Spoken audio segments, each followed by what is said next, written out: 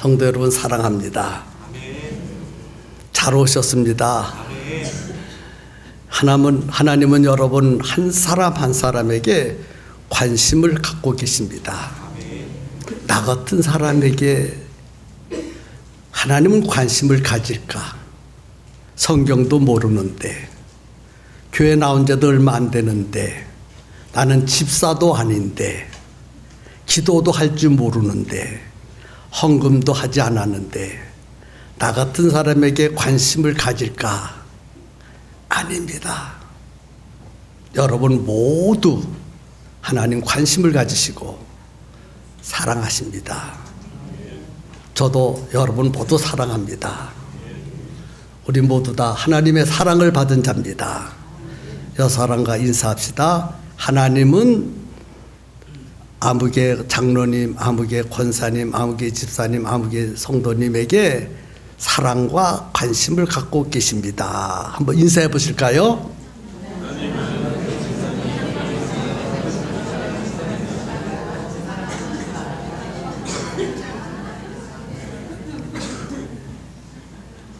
그렇습니다. 저는 어렸을 때 부모님이 없이 자랐습니다. 교회를 처음 나갔는데 그 교회 어느 성도님이 하나님은 저에게 사랑을 베푸시고 관심을 갖고 계시대요. 저는 그 말을 듣고요 충격을 받았어요. 왜? 아무도 나를 알아주지도 않고 관심도 갖지 않고 사랑도 베풀어 주지 않는데 천지 만물을 창조하신 그 하나님이 나에 대하여 관심을 갖고 있다고 하는 데 대해서 저는 충격을 받았습니다. 오늘 여러분에게도 그런 충격이 있었으면 좋겠어요. 하나님은 여러분 모두를 어떻게 하셔요? 사랑을 가지시고 관심을 갖고 계십니다. 그렇게 믿을 수 있기를 예수님의 이름으로 축복합니다. 성도 여러분, 우리는 인생을 살아가고 있습니다. 그리고 신앙생활하고 있습니다. 무엇을 중심으로 신앙생활을 하고 인생을 살아가느냐 중요한 부분입니다. 어떤 사람은 가정을 중심으로 살아가고 어떤 사람은 직장을 중심으로 살아가고 어떤 사람은 자식을 중심으로 살아갑니다. 여러분은 이 세상을 살아가면서 중심이 무엇입니까? 무엇으로 중심을 삼고 사느냐? 이 부분은 참으로 중요합니다. 한번 생각해 보세요. 나는 지금까지 내 생애를 무엇을 중심으로 살았지? 한번 생각해 보는 시간 가졌으면 좋겠습니다. 본문에 보면 이스라엘 백성이 두 부류로 갈라져서 살아가고 있었습니다. 한 부류는 이방 땅으로 끌려가서 노예처럼 아주 고통스럽고 비참하고 저주스럽게 살아가고 있는 부류가 있는가 하면 한 부류는 예루살렘에 남아서 성전을 지키고 성전을 중심으로 살아가고 있었습니다. 여러분은 어느 쪽에서 살기를 원하십니까? 이방 땅으로 붙잡혀가서 노예처럼 살기를 원하십니까? 아니면 예루살렘에 남아서 하나님의 성전을 지키고 하나님의 성전을 중심으로 살아가기를 원하십니까? 물으나 하나지요. 포로로 잡혀가고 싶은 사람은 아무도 없을 거예요. 성도 여러분, 남한에서 살기를 원하십니까? 아니면 북한에서 살기를 원하십니까? 아무도 북한에서 살고 싶은 사람은 없을 거예요. 남한에서 살고 있습니다. 그러면 오늘 우리는, 남한에서 살고 있는 우리는 하나님의 사랑을 받은 자입니까? 북한에서 살고 있는 사람들이 하나님의 사랑을 받고 있는 자입니까? 누가 하나님의 사랑을 받고 있는 자라고 생각하십니까? 그렇지요, 우리가. 다 그렇게 믿으시면 한번 끄떡끄떡 해보실까요? 그러시군요. 그렇습니다. 남한에서 사는 것은 얼마나 큰 사랑을 받은 것이고 큰 축복을 받은 것입니다. 그런데 과연 그럴까요? 오늘 설교를 통해서 깊이 생각하고 깨닫고 은혜 받는 시간이 되었으면 좋겠습니다. 그때 당시에 이방 땅으로 끌려가지 아니하고 예루살렘에 남아서 하나님의 성전을 지키고 하나님의 성전을 중심으로 살아가고 있는 사람들은 대단한 긍지와 자부심을 가지고 살아가고 있었습니다. 왜?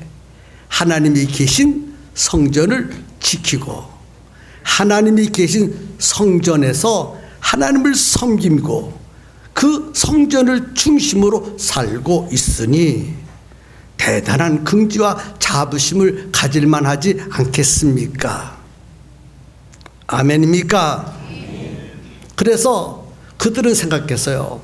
우리는 이방 땅으로 끌려간 사람들보다 특별히 하나님의 사랑을 받고 특별히 하나님의 복을 받은 우리들이다. 그렇게 생각을 했습니다. 그리고 같은 민족이지만 이방 땅으로 끌려간 그들을 향하여 이런 생각을 가졌습니다. 너희들은 하나님이 버린 자들이다. 너희들은 하나님을 떠난 자들이다. 이런 생각을 가지고 있었습니다. 그래서 오늘 본문에 보니까요, 기가 막힌 말을 했어요.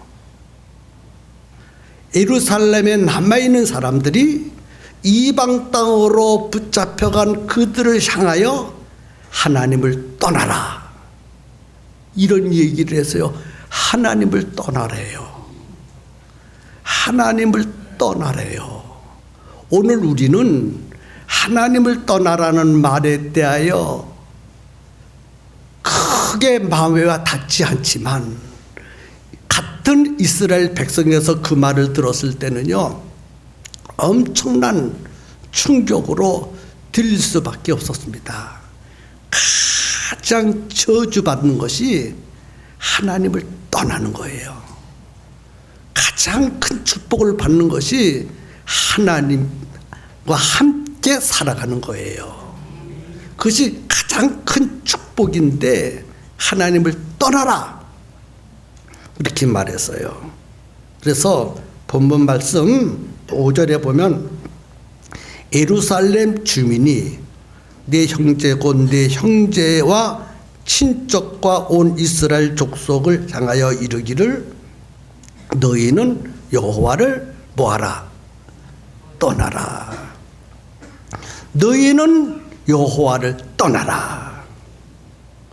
이 말은 조롱하고 저주하고 비난하는 소리입니다.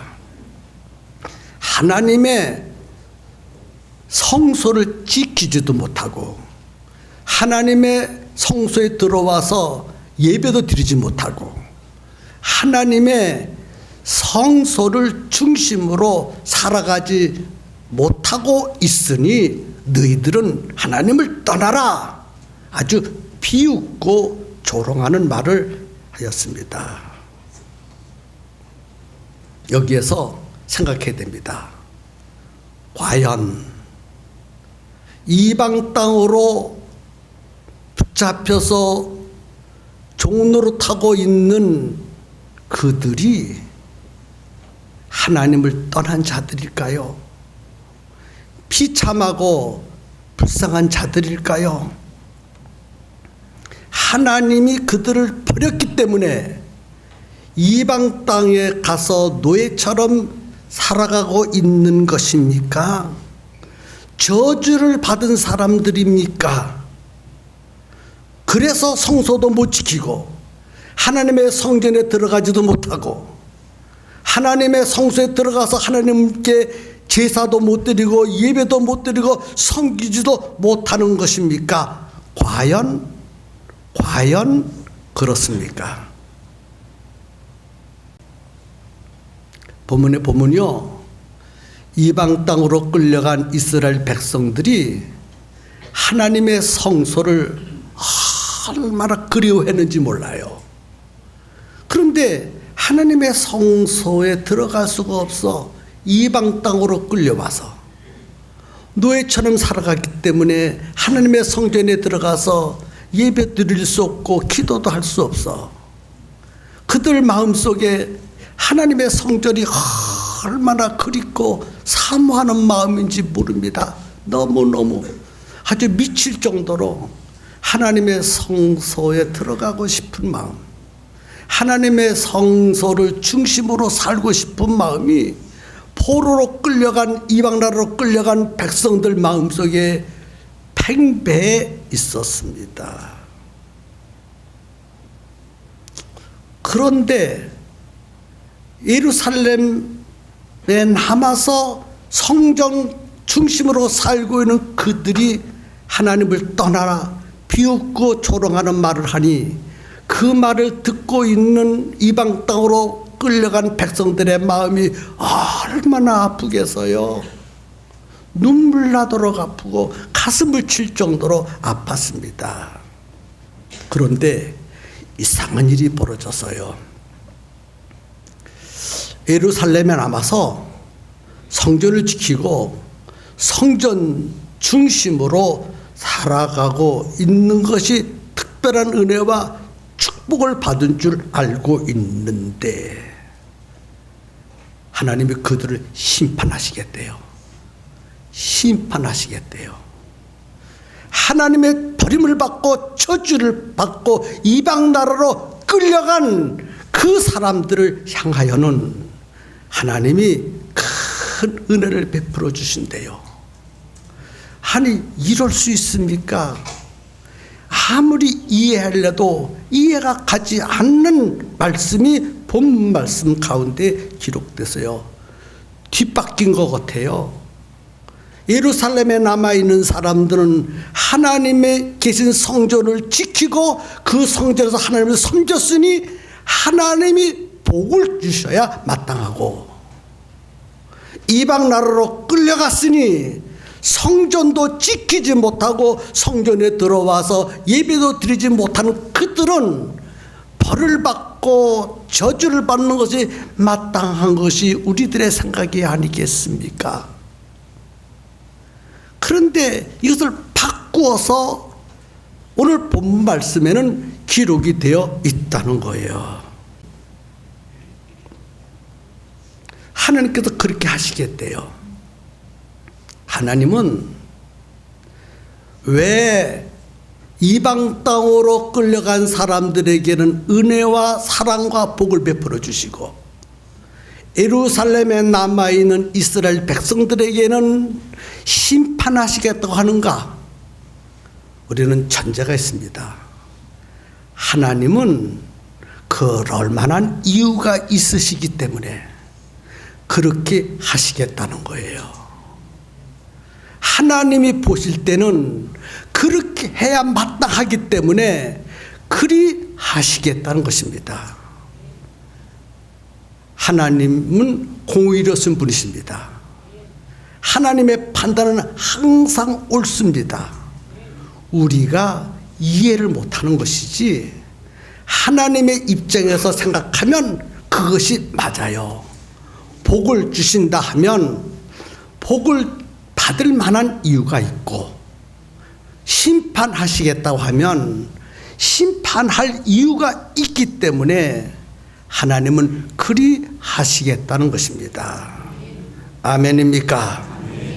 그래서 본문 16절에 이렇게 기록됐어요.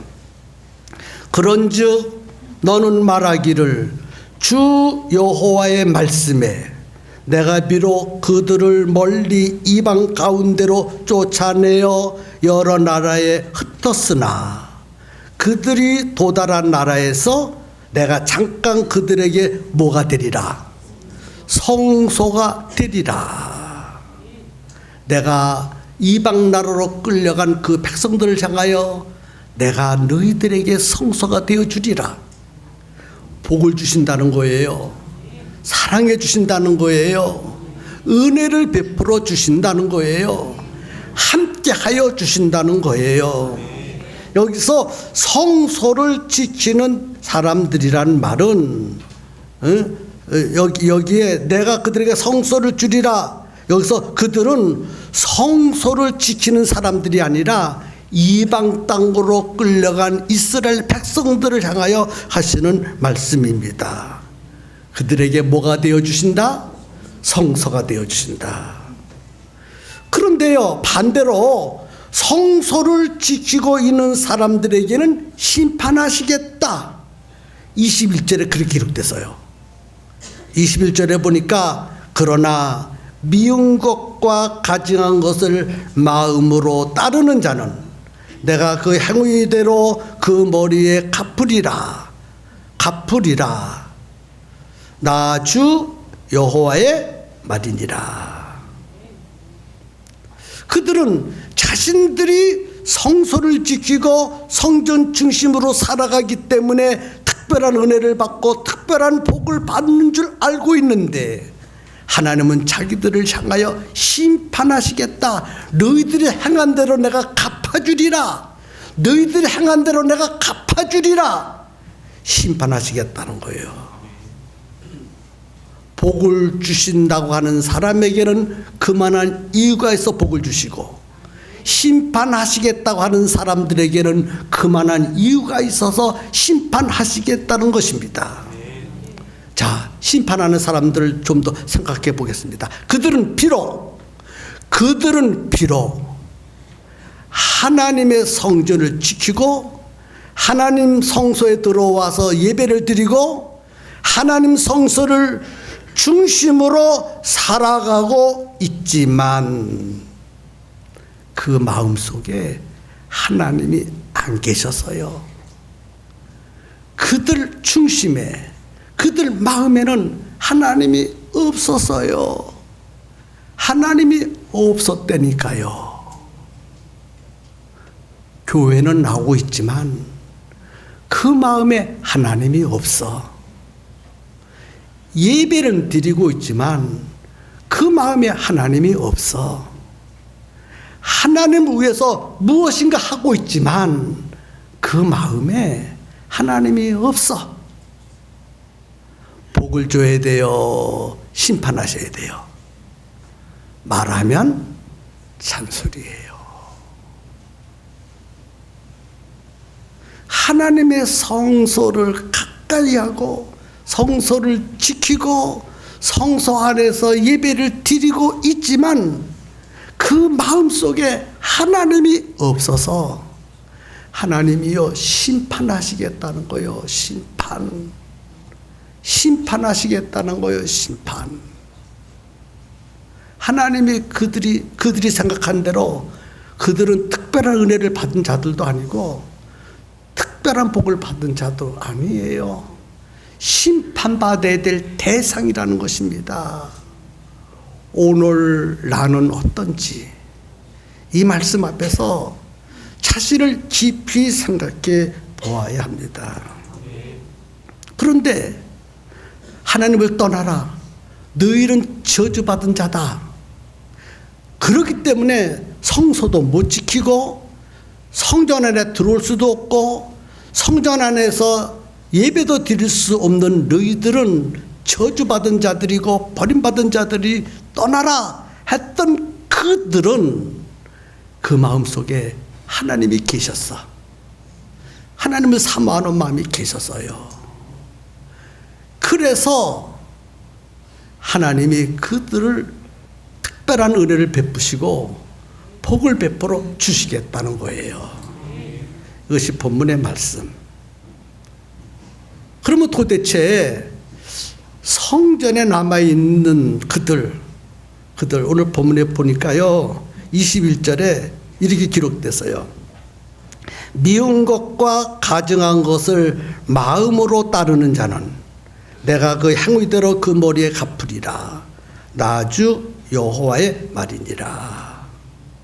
미운 것과 가증한 것, 미운 것과 가증한 것을 따르세요. 그러면 이 예루살렘 성을 지키고 예루살렘 성전을 지키고 성소 안에서 하나님을 섬기는 그들의 마음속에는 하나님이 살펴보시니까 미운 것, 가증한 것이 있었다는 거예요. 미운 것, 가증한 것은 무엇이냐? 우상이 있었다는 겁니다. 우상. 하나님이 싫어하는 게 뭐예요? 우상. 하나님이 싫어하는 게 뭐예요? 가증한 것. 너희들 마음속에 나만 있는 것이 아니라 너희들 마음속에 우상이 가득하구나. 그래서 어떻게 보면 너희들이 내 이름을 부르면서 나를 섬기는 것처럼 보일지는 모르나 너희들 마음속에는 내가 가장 싫어하고 미워하고 가증스럽게 여기는 우상, 입술로는 내 이름을 부르는데 너희 마음속에는 우상이 가득하구나. 그러니 내가 어찌 너희들을 심판하지 아니할 수 있겠느냐. 이렇게 말씀하고 계셔요. 하나님을 섬기는 척하고 그 마음속에 우상을 섬기고 있었어요. 하나님이 그것을 보시고요 고개를 흔드셨어요. 아니다. 너희들 잘못 생각하고 있다. 성소를 지키고 성소 중심으로 살아간다고 말하고 있지만은 혹시 외모로 볼 땐 그렇다 할지라도 너희 속에 내가 없어. 내가 있어야 되는데 내가 없어. 그래서 너희들을 내가 심판할 수밖에 없는 것이야. 이렇게 말씀하고 있습니다. 오늘 우리 마음속에 예수님이 안 계시고 성령님이 안 계시고 하나님이 안 계시면요 하나님은 우리를 심판하시거든요. 교회 나온 것이 하나님을 섬기는 게 아니에요.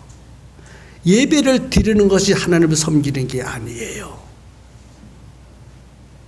여러분 중심에 정말 하나님이 계시는가? 오늘 이 말씀 앞에서 각자 자기 자신을 철저하게 살펴보고 하나님이 안 계시다면 회개하고 하나님 중심으로 신앙생활하고 예배를 드려야 합니다.